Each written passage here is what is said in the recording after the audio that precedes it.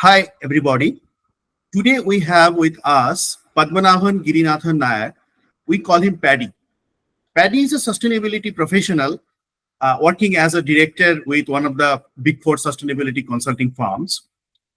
He has nearly 30 years of experience in the profession of sustainability. He also worked as an environmental engineer with Pollution Control Board of State of Kerala and also as sustainability professionals with many other global sustainability consulting firm. Besides his sustainability profession, he is also a hobbyist wildlife photographer and nature enthusiast who has traveled to many forests and mountains of India, North America, and Africa. He's also a passionate bike rider who has rode to Western Ghats and mountains of Himalayas.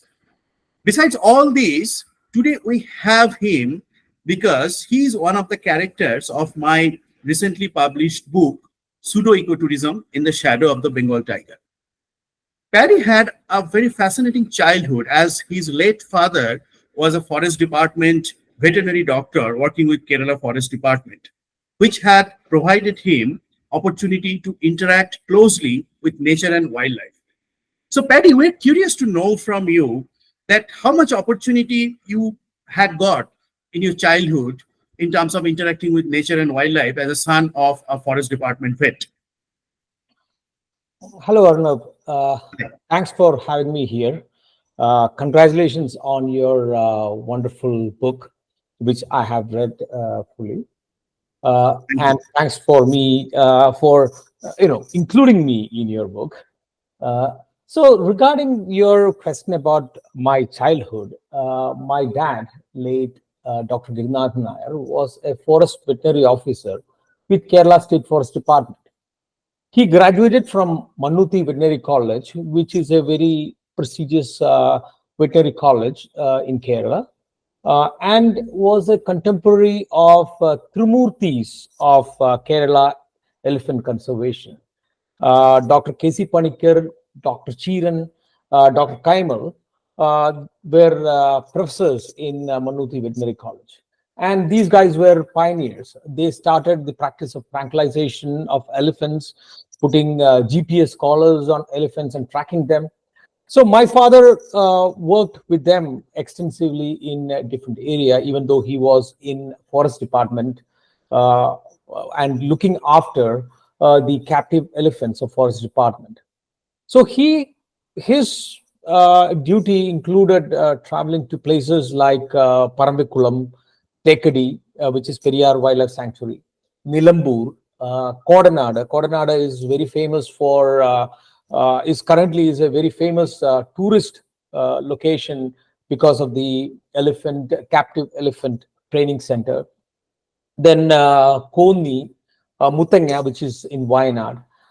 So I have traveled with him in my childhood to these places, but I never had any exciting stories to tell during my travel with him because he never took me on a forest trek. Being a dad now, I know why he didn't take me. Uh, but he definitely had a lot of exciting stories to tell. He had a tranquilizer gun, which he used to tranquilize animals if they are in the public spaces, especially during these temple seasons where these captive elephants could go on a rampage, mainly because of the noise and heat, and if they are in must, it was it was a common thing during every year. But again, I never got to go with him on these trips. But of course, he tell us his adventures during the lunch and dinner. So we heard a lot of stories about elephants being a very intelligent animal, or fatalities from human interaction with elephants. uh, so this was a learning experience for me about wildlife. Other benefits I got for being a son of a forest officer was that I get to get free elephant rides whenever I go to these places. So one incident I can remember is that we were living in Calicut. I was probably 5 or 6 years old, and there was this forest department exhibition with and they have a mini zoo there. Mhm. So I always got to ride these small elephants, which still is quite playful. Uh, Also, we had a Malabar giant squirrel as a pet for a few months in our home because it was not shipped back after this exhibition. So we named him Jackie, and it became so friendly that we could release it, and it would come back to the cage when we call it. Also, he treated private elephants Mm. after his retirement, and there were days when the local temple elephant would visit us, along with his mahout, obviously, and we would give cooked rice, jaggery, or coconut, palm leaves, etc. So once actually this elephant destroyed our compound wall and the gate because he wanted to turn and just brush the wall, and everything got destroyed. Such is the power of an elephant. So growing up, in my mind, elephant is the king of the jungle, not a lion or tiger, which at that time I never witnessed in wild. Later I did, but elephant was the animal in the forest for me. That probably because I have bias, towards elephant during my childhood.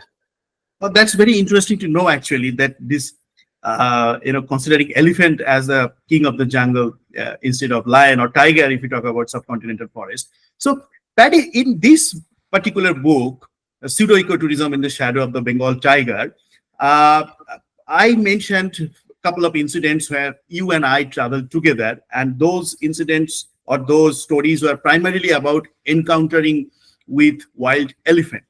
So, if you remember actually that the particularly the Boxer trip, the northeast part of India, which is anyway known as one of the human elephant conflict zones, and that's the reason actually why this particular trip, above all the trips, got highlighted in my book. So, did you have if you remember the Boxer trip and on those days, uh, do you remember? Do you recollect any nerve-wracking moment you had in that Boxer trip? So before I talk about the Buxa trip, I would like to give you a background about. I already told you that my dad was an elephant doctor, and he basically I learned a lot of things, information from him, about elephants, how to escape if an elephant charges at you, or I never tried this in my life yet, but expert says that you cannot outrun an elephant in a dash. But since it is less agile than you, you can basically run, zigzag or use obstacles like trees or rocks, to avoid this, elephant catching up with you. Uh, or to how to recognize various behaviors of elephants. How an angry elephant would show its anger by mock charging or moving its head and trunk and trumpeting to make you aware that he is angry. So those knowledge kind of give you confidence when you are out in the forest. Typically, people go out in the forest with a forest guard or a guide. But in my younger days, I did a lot of foolish things, which included venturing into forest without forest guides. So I wanted to share a couple of memories to explain my behavior, which you picturized in your book. The first memory was a forest walk with my birder friend, Dr. Balagopal. It was my first birding trip, and we were 18 or 19. It was at Tatekad. He was the expert, and I was a sidekick. There was no ecotourism at that time. I know you have been to Tatekada, and you probably must have crossed the river using on a bridge. But when we were there, there was no bridge. It was a ferry that took us from one side of the river to the forest area, and we stayed in one of the rooms in the forest department quarters. So in the evening, we went on a trek with the forest guard. In the morning, we were more confident. So hence we started the trek without the forest guard. This was the first time I was in a forest on my own without a support. We were nervous, but we planned our escape routes, identifying climbable trees, machans which forest guards use. After a couple of hours, Balu felt that he heard a growl. Okay. Uh, So when you say growl, in all probability, it could have been a big cat. it could be. It could be. I did not even hear it. Mhm. Basically, when Balu said that he heard a growl, we were actually flying back to our camp. So that was my first experience of being in the forest by myself. Another experience is that I was in my previous life, as you mentioned, I was a pollution control board officer Mhm. in Kerala, and I was posted in Sabrimala between 97 and 99 season. So the season starts in November and ends in January. For those who do not know about Sabrimala, it is a pilgrimage to a temple which is located in the deep jungle. Mhm. Except the arrangements that they have for these officials, everything else is temporary. Mhm. That means people leave the area after the temple closes. So, since we have our official duty till the end of the till the temple closes, we were there in Sabrimala. But then after the temple closed, we thought we will do a little bit more exploration around the area to identify issues caused by the pilgrimage on the river Pamba. So the normal route to Sabarimala is a 5 kilometer trek from the Mhm. river Pamba to the temple or Sannidhanam. But the hardcore devotees trek from a place called Erimeli to Pamba, which is about 60 kilometers through forest. Okay. So we decided that we will take this 60-kilometer trek through the forest. And we means four of us, myself, the engineer, and then two lab assistants and one driver. So we were carrying cans to collect water with us. So we were carrying quite luggage with us. uh, so we started the trek in the morning, and you know probably a couple of hours into the trek, we are really in the deep forest, and then we realize that we are the only people in the forest, because after temple is closed, everybody has left, and those temporary shops that were selling food, left their food in their sheds, because it is difficult for them to take it back. So that is a good attraction for the animals to scavenge. So we realize that there is a possibility of us encountering wild animals on this trek. So three of us were quite we have done treks in the past, so we knew how to behave in the forest, being quiet and being alert. But the fourth guy was lived all his life in the city of Cochin, and this is the first time he was actually venturing into forest. So he basically realized that he should be making a lot of noise so that the animals would not come near. So that was his thought process. Of course, those who go to forest know that before we see these animals, they have already spotted us, and they are evaluating if we are a threat or a prey for them. There's no point in us showing the bravado of making a lot of noise. But we had to basically, this fellow did not realize. So we have to calm him down, ask him to be quiet. Let's not worry about the dangers. Let's just walk. So during that walk, I felt presence of elephants nearby from the noises that the breaking of branches and things like that. But we kind of try not to stop and look.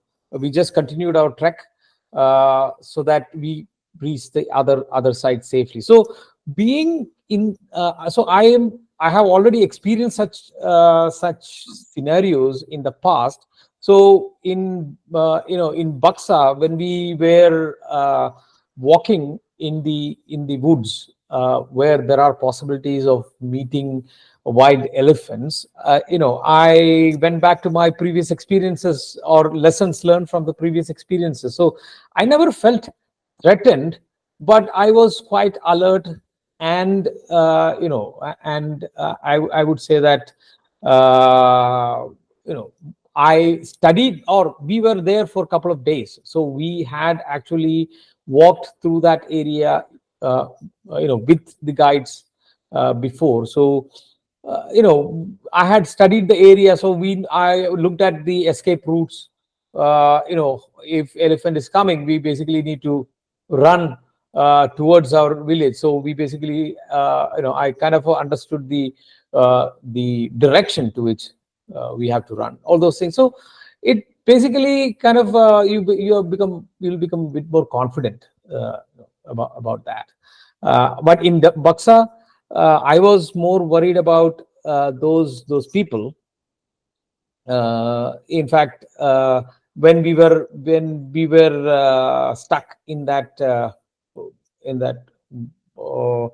the I would say watchtower with a big herd of elephants trying surrounding us. That was a incident that could make us all nervous. But again, what is the worst that could happen? We just need to stay in that watchtower for a day till these elephants disperse. But these people that who are distracting these animals, try to shout at them, they are the ones actually made me nervous. They are the ones who would attract attention from these animals and provoke them to attack us. So So those are the people. Yeah. yeah, no, I remember that actually that particular night when we were late actually in terms of coming out from the forest when the actual safari hour was over, and we are at the watchtower, and then all of a sudden there's probably a big herd, probably a herd of 40-50 elephants surrounded us. But not that incident. Another incident I remember, which of course got a mention in this book. That was a daytime, not nighttime. Actually, it's a morning time when you and I were are the only two people who were roaming in the forest nearby the railway track site. And then there are few villagers who are going further deep inside the forest for collecting firewoods, and they told us that elephant around. And I of course got panicked with that information from them. But I observed that you were absolutely indifferent, even after hearing that there could be a possibility of elephant around us, and got yourself busy in shooting images of butterfly. So I mean, why it was that? I mean, by nature you were indifferent, that's why you behave like that, or somehow you were able to assess the risk after hearing the news of being elephant around us. So would you please elaborate a bit on that? So, as I mentioned earlier, I have experience with or little knowledge about elephants. Right. But I also use the principle which use in our profession, risk assessment. Hmm. The forest is full of hazards, right?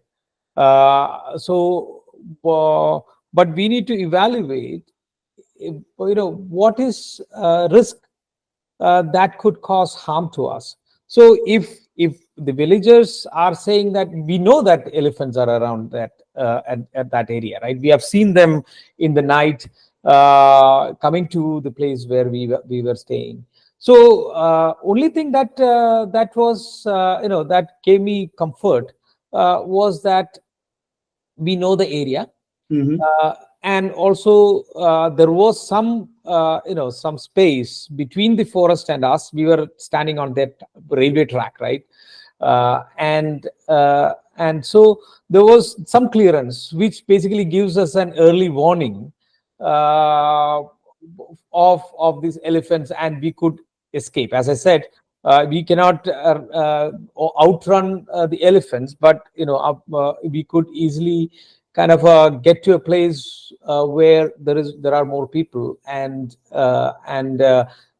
elephants would not really. And I think one of the things that I noticed, in these videos and that I've seen in internet, elephants typically they charge not to kill people. Actually, they try to Scare uh, them away mostly. it is humans who actually want to kill for fun or something else. Elephant is a vegetarian, so it's a herbivore. Yeah. So the killing humans is not its nature, right? Right. Right. Definitely, the elephant do not kill human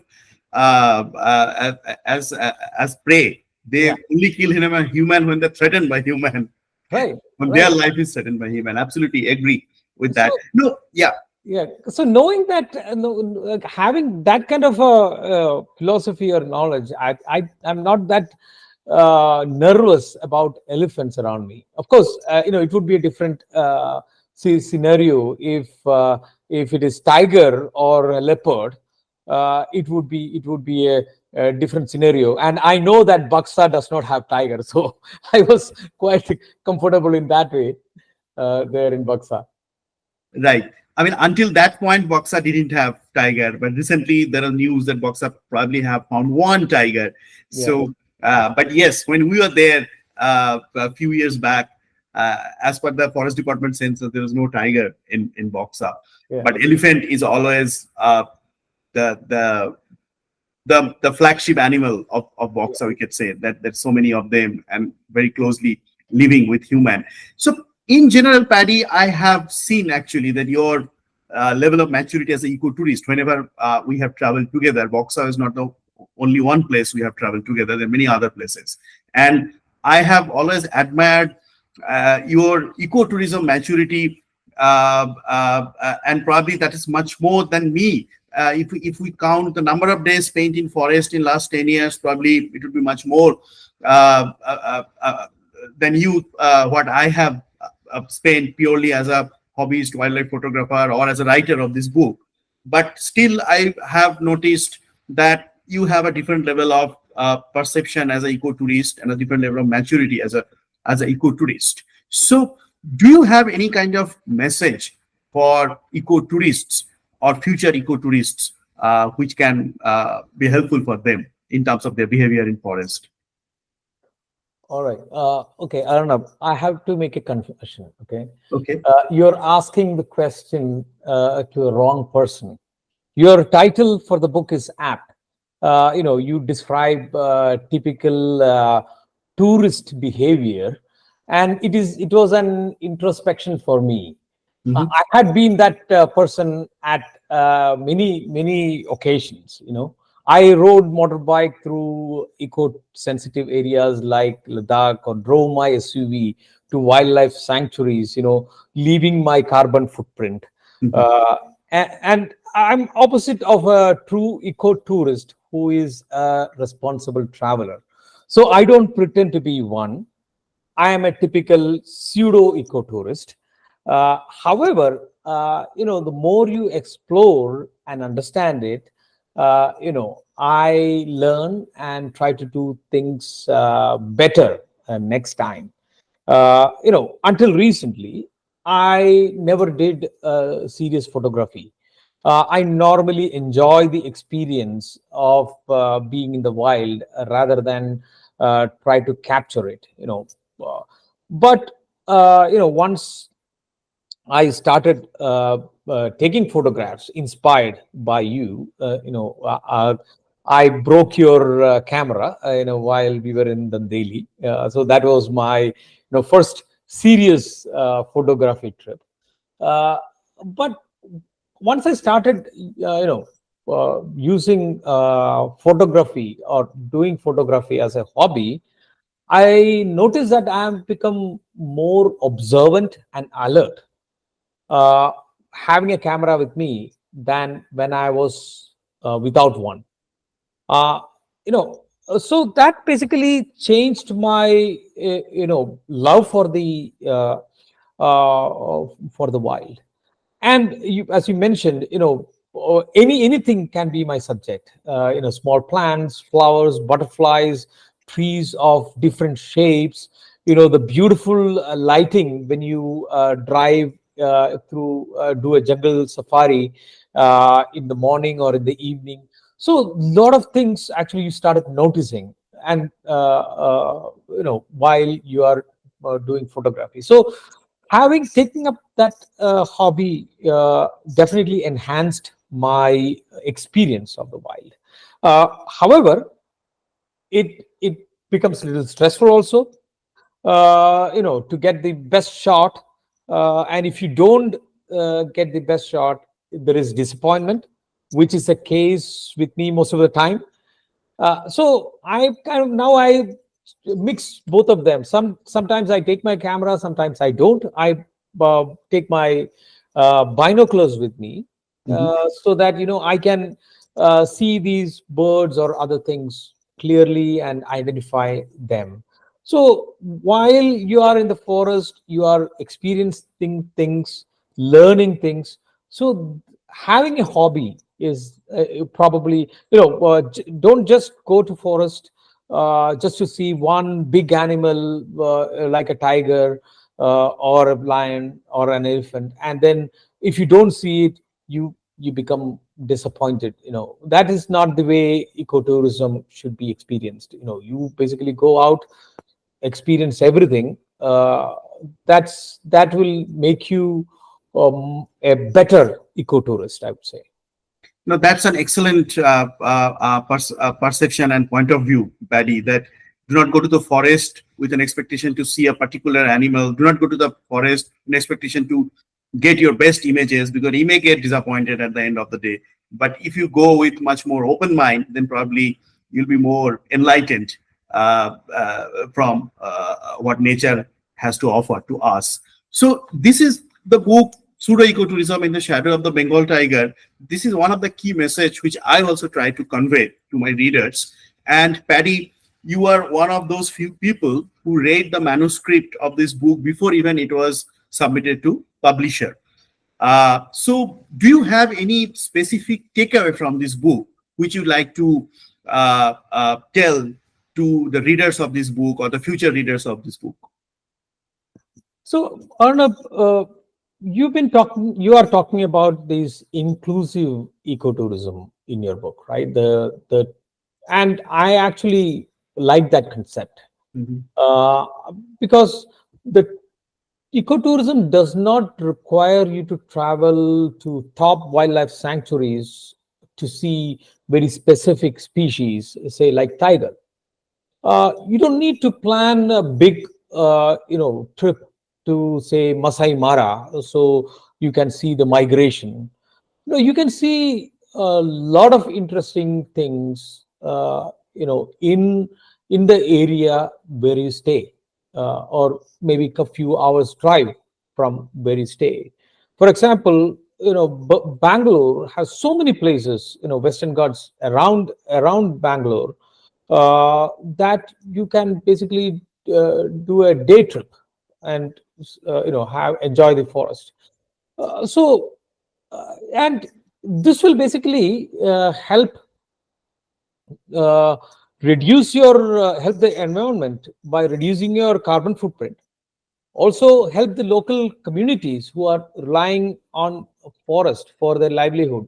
A good example, I can say, you also experience that, is the Kerala ecotourism, Yeah. where most of the guides are rehabilitated poachers or forest dwellers.